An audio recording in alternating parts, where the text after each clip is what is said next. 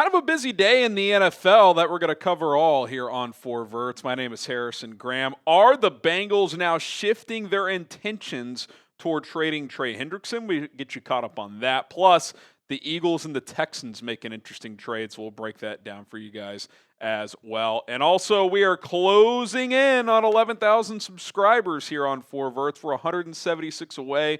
Would love to get there by the end of the preseason, which wraps up next weekend. So if you want to help support the channel, daily NFL, college football content, that would be awesome. We would appreciate it. Let's make it happen. All right, Trey Hendrickson, is he going to get traded? Well, the reports that came out earlier today is that Cincinnati is now fielding calls. They are going to take calls on Trey Hendrickson, which wasn't really the case before. Like, that's new information that they are willing to hear out what teams are willing to offer. Ian Rapoport with the report, along with Tom Pelissero earlier, that the Bengals are listening to trade offers on Trey Hendrickson.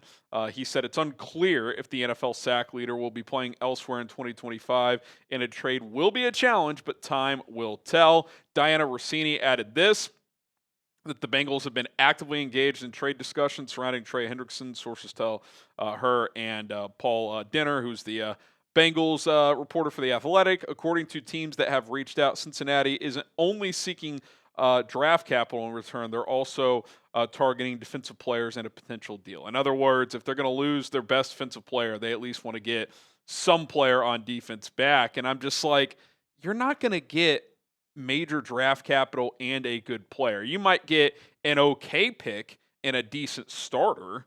Like, could you get like an edge rusher who's going to give you 6 to 8 sacks plus like a third round pick or something like that? Sure. Like, I could see something like that, but I don't think you're getting a second, a third, and a player 2/3 as good as Trey Hendrickson. I just don't think that that's realistic, especially with how close to week one we are at this point in time. Now, which teams are reportedly interested? Well, the initial wave that's being reported is quite the trio of teams, according to Jordan Schultz. The Panthers, Browns, and Colts are among the teams, indicating there's others that are interested in Trey Hendrickson. An in-division and in-state trade is highly unlikely, and any deal will be tough regardless. Cincinnati is believed to want an impact player or two plus a draft pick in return, which again, I'm just like, I don't think you're getting both. I mean, maybe you could do like a player for player swap where you get another player and some middle round pick, but it's not going to be significant on both sides of the coin, because remember, what makes this so difficult is A, it's after the last draft, and B,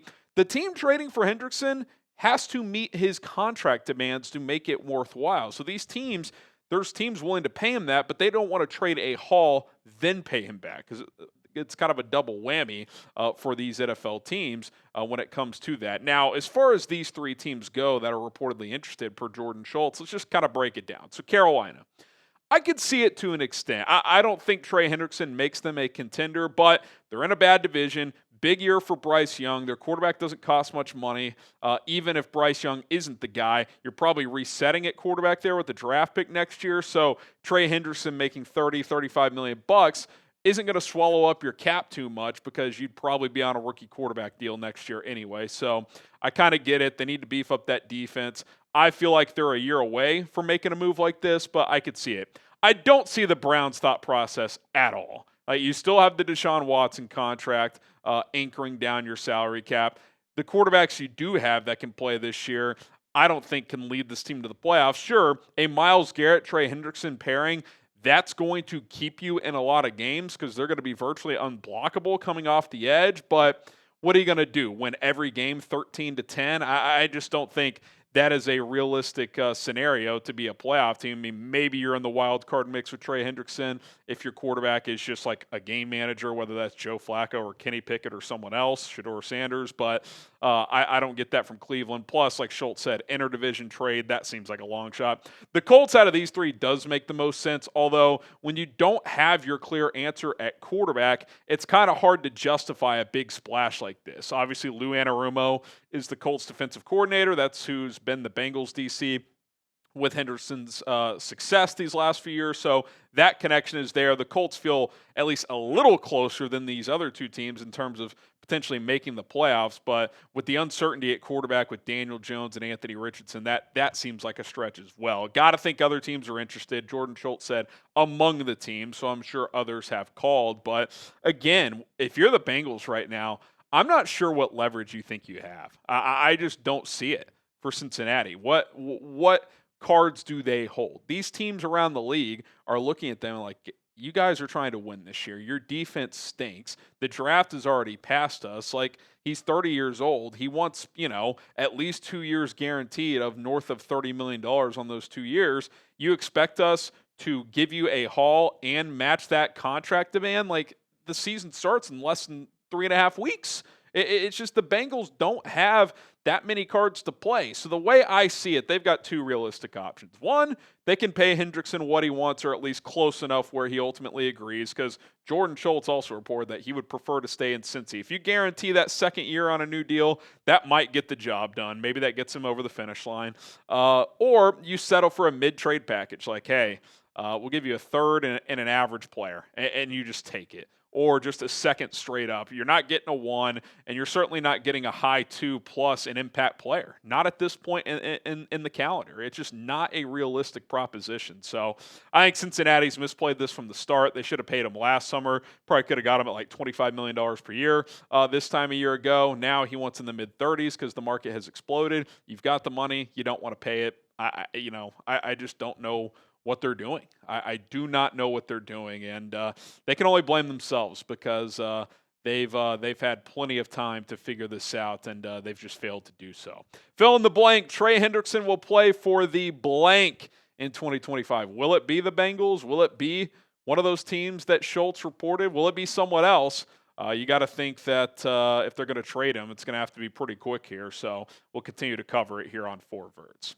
All right, speaking of trades, the Texans and Eagles pulled off a trade swap for skill players and a pick swap on day 3. Here are the trade details. The Texans get Harrison Bryant, the tight end who's been around for a little bit now, and a 2026 fifth-round pick.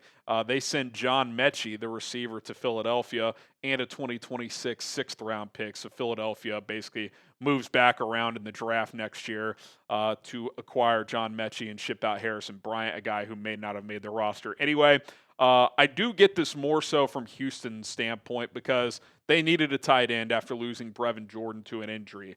Their depth there behind Dalton Schultz had thinned out, so you get a guy who's been around for a little bit, can be a tight end 3, maybe a low-end tight end 2. So certainly get that standpoint from Nick Caserio and the Texans.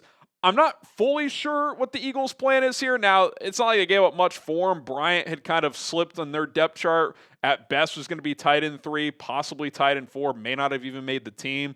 John Metchie is an intriguing talent who's had an interesting journey. Obviously, he had cancer, which caused him to miss his first year. Then the Texans have just had a lot of good receivers the last few years, and they just drafted 2 more in Jaden Higgins and Jalen Noel, so he had kind of just gotten buried on their depth chart. We saw Philadelphia trade for Jahan Dotson last year, and he played fairly well a year ago. So you make a move like this, maybe they can get something similar. Now, I don't know where he fits in. A.J. Brown is dealing with a hammy issue, so maybe Metchie helps you early in the season if he misses some time, but certainly their top 2 is set. Maybe it's a little competition for Jahan Dotson. I would imagine if they're making this move, Metchie's going to make the roster. So, what happens with Johnny Wilson, Aniyah Smith, who's had a good preseason, Darius Cooper, UDFA out of Tarleton State, has turned heads. Is he on the outside looking in now? What is interesting with this move is both Jahan Dotson and John Metchie are free agents. So let's say Dotson is their wide receiver 3 this year and has a pretty good year. Maybe part of the thinking here could be, hey, let's get Metchie into our system. If we see some good things, Dotson might get overpaid by another team in free agency next year, and then, the Eagles could bring back Metchie to be their number 3 receiver for, $3 to $5 million, whereas Dotson, maybe he gets 8 to 10 if he has a pretty good year. So that could be part of the thinking. Get him in your building, have him learn the offense this year, play a small role, and then next year maybe he's a bigger part of the offense. So kind of a low-risk swing. I certainly don't mind it. I think from an immediate need standpoint, though, it actually helps Houston out more as they get a tight end in Harrison Bryant at a position that they do need some help. There was another report report out there that the 49ers also tried to trade for John Metchie. That makes a lot of sense because they've had a ton of wide receiver injuries. It's unclear when Brandon Ayuk is going to be back. The latest chatter out of San Francisco is they're targeting week 6. So I could have understood that move from them. But I'm guessing the Eagles throwing Harrison Bryant into the trade probably got this over the finish line because, again, Houston needed some tight end help. Now, Jordan Schultz added this as well, saying a text from an AFC general manager sent him this message that don't think the Eagles are done with trades. They have so many picks next year, and that team is always going to be aggressive. We know that with Howie Roseman. They're firmly in that win now mode and window. They're trying to, be in the mix to win a Super Bowl every single year now. Does that mean they're going to go into the Trey Hendrickson sweepstakes? Is there another, mid-tier type of trade they could take a swing at? We'll see. Obviously, they've got what's his name on the offensive line, a little banged up, unclear if he's going to be ready for week 1. The guard who's just completely blanking my mind. Landon Dickerson, thank you very much. It sounds like even if he misses week 1, he should be back week 2, week 3. I don't know if they make a move up front. We'll see, but we know that Philadelphia is always looking to improve their roster, and Howie Roseman will turn all stones to do so. All right, so revisiting the trade, Harrison Bryant and a 5th-round pick to Houston for John Metchie and a 6th to Philadelphia. Who do you guys think won the trade? Type E for the Eagles, T for the Texans. Give us your thoughts on that. My name is Harrison Graham. We will be back tomorrow. We'll talk a little preseason week 2 reaction, some guys who stood out, some guys who maybe didn't from this second week of preseason games, so be on the lookout for that. Plus, could have a Matthew Stafford update. Sean McVay is supposed to talk to the media tomorrow, and that situation continues to get kind of weird, so we'll be on top of that. My name is Harrison Graham. Hit that subscribe button. We will see you guys then.